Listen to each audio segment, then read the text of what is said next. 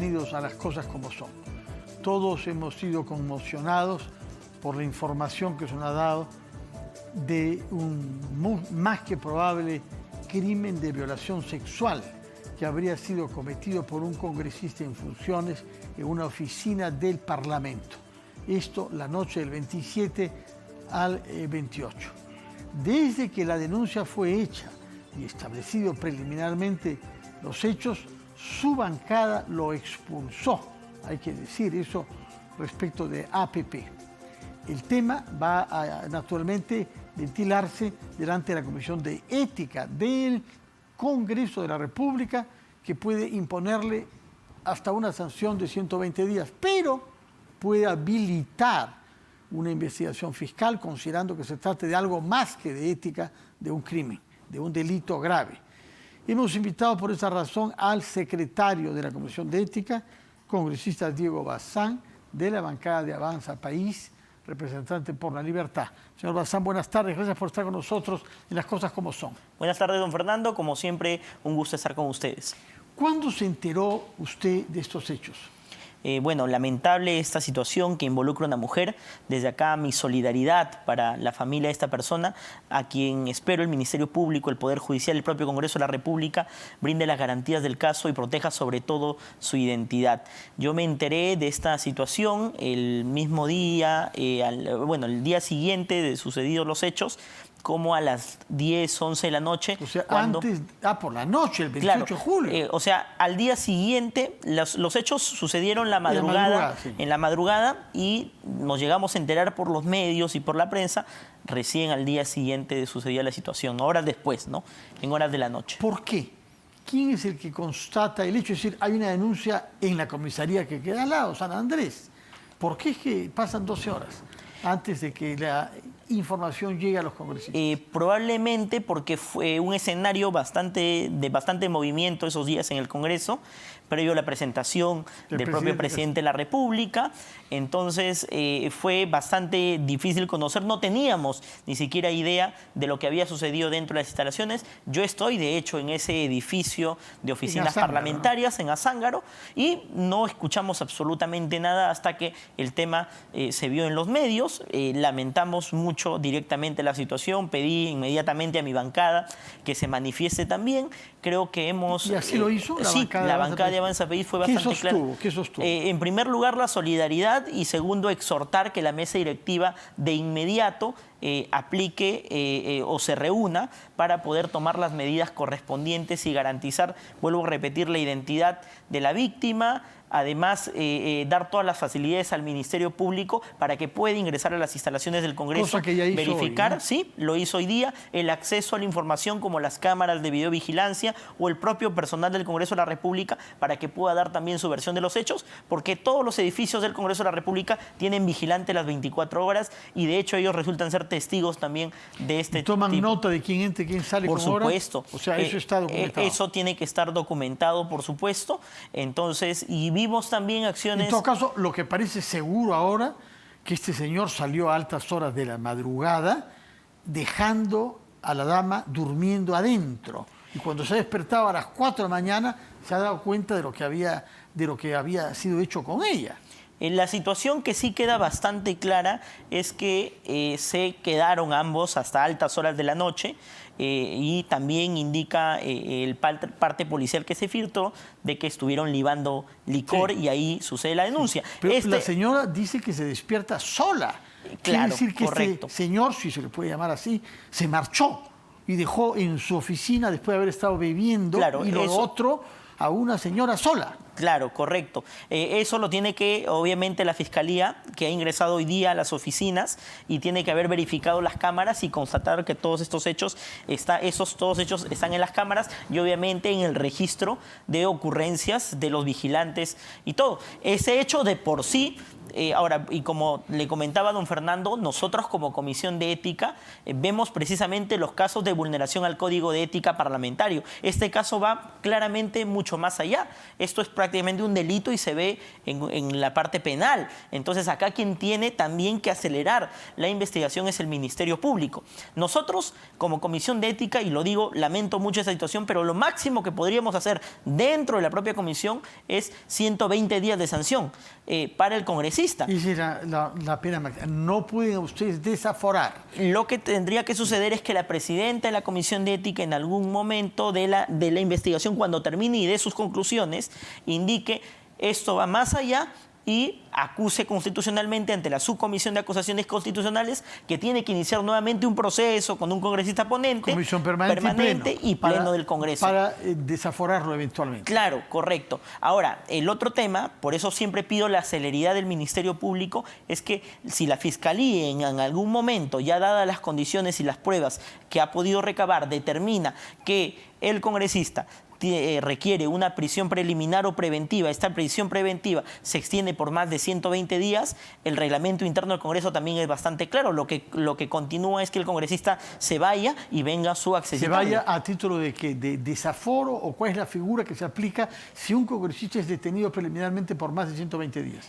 Indica el tema de suspensión. Yo creo que acá nosotros, lo que pasa es que no está estipulado, pero yo creo que acá sí debería el tema ser más célere, en el sentido de que por una votación o la mesa directiva debería, pero no está reglamentado, esa es una postura personal, en este tipo de situaciones donde el congresista tiene una cierta ventaja de poder ante cualquier tipo de víctima. Entonces el congresista, ¿qué debería? Naturalmente ser suspendido de manera inmediata en sus funciones, su sueldo debería ser depositado, no sé, en una cuenta congelada, como sucede en otro tipo de situaciones, y ya cuando el tema se termine de esclarecer, y se determine responsabilidad, desaforado, y si se le exime de la responsabilidad, podría regresar a sus funciones de manera natural. Pero creo yo que es importante decir que desde el Congreso de la República no hay intención de blindar absolutamente a nadie, en eso somos bastante claros, y que no por ser congresista de la República él va a ser parte o tener ciertos privilegios ante la víctima, ¿no? Usted dice eso, pero hemos escuchado declaraciones nada menos que de un vicepresidente del Congreso tendiendo a crear una atmósfera de flexibilidad, de, entre comillas, comprensión, camino a la impunidad. El vicepresidente Helera ha dicho que esta señora trabajaba en un ambiente donde solo habían varones y que eso favorece ese tipo de prácticas. Y se ha referido a las circunstancias de este hecho como para minimizar la importancia y la responsabilidad moral de la persona que habría cometido este acto repugnante. En primer lugar, hay que recordar que una violación no se da ni por la circunstancia, ni por el licor, ni por cualquier otro hecho, sino por el propio violador o la persona. En ese sentido, yo lamento las declaraciones del vicepresidente, y lo he dicho ayer, si yo estuviera en su lugar, yo hubiera puesto a disposición mi cargo, hubiera renunciado, porque creo que estas declaraciones en un país como el Perú, que tiene los más altos índices de violencia contra la mujer en toda Latinoamérica, este tipo de situaciones no podemos nosotros tener ningún espacio ni ser condescendientes. Tenemos que ser tajantes y claros hasta que se demuestre lo contrario. Pero, y vuelvo a repetir, eso es algo que tiene que meditar el propio congresista Helera. Pero se le puede pedir la renuncia, ¿no? Lo han hecho varios congresistas, de hecho, los he escuchado en diversos medios de comunicación que le han pedido exactamente lo mismo. Pero, digamos, pedir de una manera conminatoria, porque acá hay una junta de portavoces mañana, me parece, convocada para mañana durante la tarde, que podrá abordar esto y ver... Yo creo que debe ser ese un tema que debe tratarse en junta de portavoces, debe ampliarse la agenda. De hecho, la agenda de la junta de portavoces de mañana ya está publicada, no aborda este tema. Por el contrario, sí, la Comisión de Ética está sesionando de manera extraordinaria el día de mañana a las 10 de la mañana para ver precisamente este tema y aplicar la mayor celeridad posible. Un caso en la Comisión de Ética podría tardar hasta 3 meses, pero vamos a ser los más celeres posible y yo creo que en un poco más de un mes vamos a ya tener una sentencia ¿Cuál clara. es el procedimiento? ¿Tienen que convocarlo? Sí, mañana se inicia de oficio, porque así se ha aplicado, por acuerdo de la directiva de la Comisión, iniciar un proceso. ¿Cuál es la directiva de la Comisión? Hay la presidenta, la vicepresidenta, María Agüero, y quien habla, secretario de la Comisión. ¿Se han puesto de acuerdo los tres para que de oficio abrir ustedes un procedimiento de oficio? Se inicia proceso indagatorio. luego este proceso demora 2 semanas. Es decir, la policía, guardianes, y luego convocar con las pruebas al acusado. las pruebas que se tiene de manera inmediata, lo que usted refiere, con el parte policial, con lo que sabemos por los medios, y luego, con ya las pruebas contenidas, se procede a solicitar que pase esto a proceso de investigación. En el proceso de investigación ya se puede citar a los implicados, ¿no? Entonces, siempre con la reserva del caso, puede pedirse que la sesión sea de manera reservada para proteger la identidad de los involucrados en este caso, ¿no? Ahora, hay un comportamiento ulterior del señor Freddy Díaz congresista. Se ha presentado hoy. ¿Por qué no lo hizo antes? Porque no estaba enterado de que se había hecho la denuncia. Es imaginable que un congresista de la República pueda no saber lo que todo el país sabía, que había habido esta denuncia que nos ha estropeado las fiestas nacionales, nos ha producido un choque moral y naturalmente va a desacreditar al Congreso más de lo que ya está. Indudablemente, esta situación ha desacreditado totalmente al Congreso de la República, más de lo que ya está desacreditado. Golpea la imagen del Congreso y lo peor de todo es que no se entregó inmediatamente, no se llenó a la justicia inmediatamente, que hubiera sido inicialmente un mensaje. Con un argumento que se puede creer o no, no sabía que había habido esta denuncia, él no ha hecho nada y en consecuencia no estaba enterado de que había habido esta denuncia. ¿Se puede creer una cosa así? Particularmente yo no lo creo. Mentiras que estamos viendo en el otro lado del espectro político, más bien en el Ejecutivo. Bueno, particularmente esta situación yo no la creo. Ha tenido definitivamente, o tiene personal alrededor que tiene que estar constantemente avisándole, indudablemente, no solo de parte de su bancada, sino me imagino que otros parlamentarios lo han tenido que estar llamando y pidiéndole explicaciones o que se allane a la justicia. O sea que ahí no hay vuelta que darle, no hay excusa para que no se haya presentado y que hubiera sido un mensaje bastante claro de que, vuelvo a repetir siempre, el que nada debe, nada teme. Entonces no tiene, si él es, como se dice, inocente, tendría que haberse llenado desde el momento cero a la justicia, ¿no? Bueno, ese punto, ese comportamiento, esas afirmaciones de hoy van a ser tomadas en cuenta en la Comisión de Ética también. Por supuesto, mi posición siempre ha sido clara. Yo no tengo, ahí siempre me manejo en una sola línea. Lo que digo públicamente es finalmente mi votación en la Comisión de Ética del Congreso. Siempre lo he demostrado, he sido contundente. Muchas veces me he ganado algunas antipatías y odios de parte de algunos colegas parlamentarios porque soy lo más objetivo e imparcial siempre en mis decisiones y votaciones dentro de la comisión. De acuerdo. Por otra parte, puesto que estamos hablando con usted, que es miembro de Avanza País, ¿qué pasó en su bancada cuando el voto por la mesa directiva? Porque son 10 miembros, creo, ahora, ¿no? 9 miembros 9 somos. miembros, de los cuales 3 no votaron por la lista que tenía candidatos de Avanza País. Siempre va a existir diferencias, don Fernando, en una bancada. Pero en materia de voto por la mesa directiva, no. Usted está hablando con mucha sinceridad hasta ahora. Sí, no, correcto. No cambia, es real, es real. Las diferencias, siempre yo he indicado que hay que ser respetuoso con la mayoría en una bancada. Entonces, y prueba de ello son mis votaciones. Muchas veces no puedo estar de acuerdo, pero me toca votar en conjunto porque esa es la disciplina parlamentaria también. En este caso, cuando iniciaron las conversaciones con el bloque democrático, tuvimos una primera votación y una reunión bastante clara donde indicamos en esta reunión que no íbamos a ir en esta lista que lideraba la congresista Lady Camones, que desistíamos a pesar de que Avanza País tenía naturalmente una vicepresidencia. Entonces decidimos no ir por votación. 9 congresistas de los 10, porque éramos 10 en ese momento, votaron en que no seamos parte de esa mesa directiva. ¿Correcto? ¿Fue una buena idea ese voto? Bueno, si fue una buena idea o no, yo creo que eso no lo vamos a determinar porque recién está iniciando. Apenas 16 votos, han quedado cuartos. Es la segunda vez que pierden. Pero tuvimos un mensaje claro, creo, a la población. La congresista Gladys Echaíz para mí significaba una oposición real, verdadera. Lamentablemente, yo respeto mucho a la presidenta Lady Camones, a quien le tengo una consideración muy especial, igual que a la congresista Marta Moyano, pero creo que Lady Camones representaba Alianza para el Progreso, un partido que venía bastante golpeado. En ese escenario... Dime una cosa, vamos a dar cuenta ahora, permítame, sí.